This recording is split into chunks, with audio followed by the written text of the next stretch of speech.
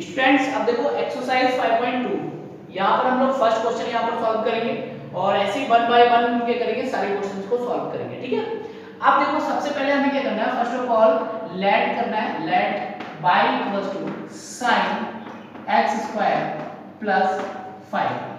अब यहाँ देखो डेरिवेटिव लेंगे इसका, तो डेरिवेटिव लेने के लिए एक लाइन लिखते हैं, taking derivative both sides with respect to x। ये ठीक है, अब क्या करना है, हमें y का डेरिवेटिव लेना है और फिर sin x स्क्वायर प्लस 5 का डेरिवेटिव लेना है। तो देखो y का अगर डेरिवेटिव लेंगे, जब हम x का डेरिवेटिव लेते हैं x के रिस्पेक्ट में तो 1 होता है, और जब हम y का डेरिवेटिव लेंगे x के रिस्पेक्ट में तो y का डेरिवेटिव केवल और केवल dy ओवर dx ही रहेगा। तो यानी y की वैल्यू जो होगी वो कितनी होगी, dy ओवर dx। अब यहाँ पर sin x स्क्वायर प्लस 5 का अगर डेरिवेटिव लेना है तो देखो पहले लिख लेते हैं d over dx x square plus 5, यहाँ sorry sin x square plus 5 लिख लिया हमने। अब देखो कैसे लेना है derivative, dy over dx sin x square plus 5। अब यहाँ पर x स्क्वायर प्लस 5 जो है वो एंगल है, किसके लिए, sin के लिए। कैसे लिख सकते हैं, देखो sin, अगर थीटा मैं यहाँ पर लिखूं sin थीटा, तो इस थीटा की वैल्यू कितनी है, x स्क्वायर प्लस 5 है। तो अगर sin थीटा का मैं डेरिवेटिव लूंगा तो cos थीटा होगा। ठीक है, तो ऐसे ही अगर sin x स्क्वायर प्लस 5 का डेरिवेटिव लूंगा तो कितना होगा, cos x स्क्वायर प्लस 5। तो यहाँ पर कितना आया, cos x स्क्वायर प्लस 5। अब चेन रूल के हिसाब से मुझे चलना होगा, तो जब मैंने sin का ले लिया, अब क्या लेना होगा डेरिवेटिव, x स्क्वायर प्लस 5 का भी डेरिवेटिव लेना होगा। तो यहाँ पर कितना बचा, dy ओवर dx।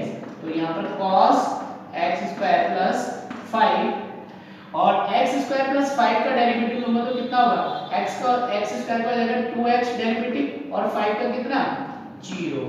तो एक्चुअल में कितना बना, dy ओवर dx cos, एक काम करते हैं, देखो होगा क्या, यहाँ पर ये जो टर्म है इसकी मल्टीप्लाई पहले 2x से होगी, फिर जो टर्म है इसकी मल्टीप्लाई किससे होगी, 0 से होगी। तो 0 वाला तो टर्म जो होगी वो 0 हो जाएगी, तो एक ही टर्म बचेगी आपके पास, कौन सी, 2x cos x square plus 5। यही आपका फाइनल आंसर हो जाएगा। ठीक है, बाकी x स्क्वायर प्लस 5 में आप जब x स्क्वायर करोगे तो कितना आएगा, 2x आएगा। कैसे आएगा, क्योंकि आप क्या करोगे, ये जो पावर है पहले लिखोगे, उसके बाद क्या करते हैं, इस पावर में से एक और घटा देते हैं, तो यहाँ पर 2x बचेगा। ठीक है, तो ये ऐसे आया। तो इसी तरीके से हमें आगे के भी क्वेश्चन करने हैं, तो फटाफट से इसको कॉपी कर लो और हम सेकंड क्वेश्चन की ओर चलते हैं। तो cos sin x का अगर मुझे डेरिवेटिव लेना है तो क्या करना होगा, सबसे पहले let y equals to cos sin x, ये लिख लिया। इसका डेरिवेटिव लेते हैं, सेम लाइन लिखेंगे यहाँ पर भी फिर से, taking derivative both side with respect to x। ठीक है, ये लिख लिया हमने। अब हमें डेरिवेटिव लेना है, तो y का डेरिवेटिव कितना, dy ओवर dx, और cos sin का डेरिवेटिव कितना रहेगा, cos sin x का। देखो जरा यहाँ पर देखो dy ओवर dx।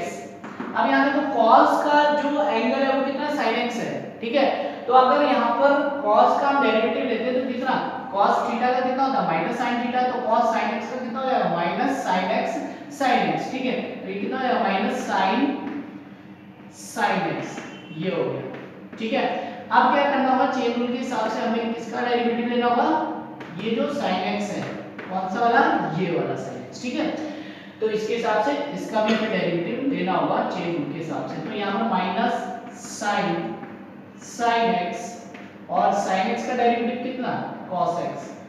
तो ये आपका फाइनल आंसर होगा।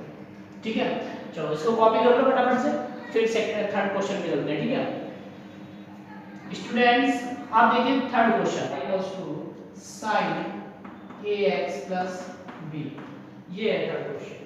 ठीक है, और अब क्या करना है, डेरिवेटिव लेना है सिंपल। तो मैं थोड़ा शॉर्ट करता हूँ, आप लोग समझ गए होंगे, करने का पैटर्न जो है वो आप समझ चुके हैं। ठीक है, अब मैं डायरेक्ट निकालता हूँ क्वेश्चन को।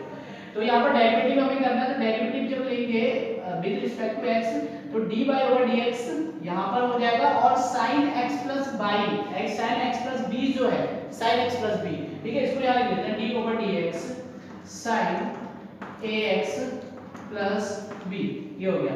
Then dy over dx is equals to, अब याद रखिए sin के लिए ये क्या हो गया, एक पूरा का पूरा एंगल हो गया, ठीक है, तो sin ax प्लस b का जो डेरिवेटिव होगा वो हो जाएगा cos ax प्लस b। उसके बाद चेन रूल के हिसाब से d ओवर dx किसका लेना है, ax प्लस b का डेरिवेटिव लेना है, ठीक है।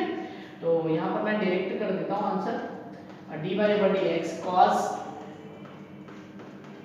ax प्लस b, और यहाँ पर आप जब ax का लेंगे डेरिवेटिव तो कितना हो जाएगा, a हो जाएगा, केवल और केवल a हो जाएगा, और b का डेरिवेटिव जब लेंगे तो b बाहर लेंगे, और बाहर लेने के बाद अंदर क्या बचेगा, 1 बचेगा, और 1 का डेरिवेटिव जो होगा वो 0 होगा, फिर 0 की मल्टीप्लाई b से होगी तो b भी 0 हो जाएगा, तो कुल मिला के b की वैल्यू कितनी हो जाएगी, 0 हो जाएगी। तो इसलिए जो फाइनल आंसर होगा आपका केवल और केवल इतना होगा, ठीक है। ये तो हो गया आपका थर्ड क्वेश्चन, तो इसको कॉपी कर लीजिए, फिर हम नेक्स्ट क्वेश्चन की ओर चलते हैं।